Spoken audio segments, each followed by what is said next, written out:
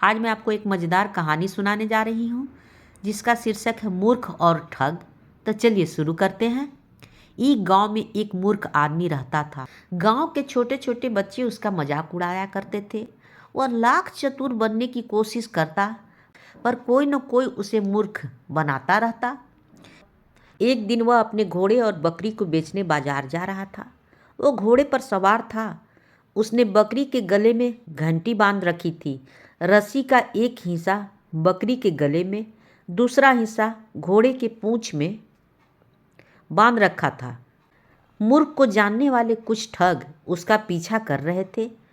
उनमें से एक ठग ने बकरी के गले से घंटी खोलकर घोड़े की पूंछ में बांध दी। इसके बाद बकरी को लेकर रफू चक्कर हो गया। घोड़े की पूंछ पर बंधी घंटी बजती रही और मूर्ख यही समझता रहा कि बकरी उसके पीछे पीछे आ रही है। थोड़ी दूर बाद दूसरा ठग आया।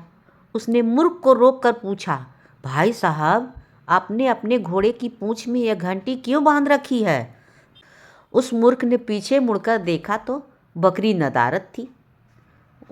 उसे बड़ा ताज्जुब हुआ। तभी तीसरा ठग आ पहुंचा।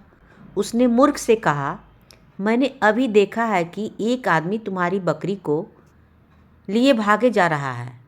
अगर तुम मुझे अपना घोड़ा दे दो तो मैं उसका पीछा करके तुम्हारी चुराई गई बकरी वापस ला सकता हूँ। मूर्ख तुरंत घोड़े पर से उतर पड़ा और उसने घोड़ा तीसरे ठग को हवाले कर दिया। वह मूर्ख को चिढ़ाता हुआ घोड़े को लेकर सरपट भाग गया।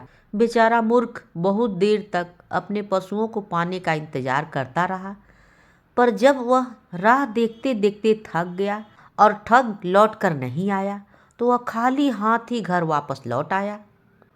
दूर कहीं घंटी बजती रही और तीनों ठग गाना गाते रहे और नाचते रहे।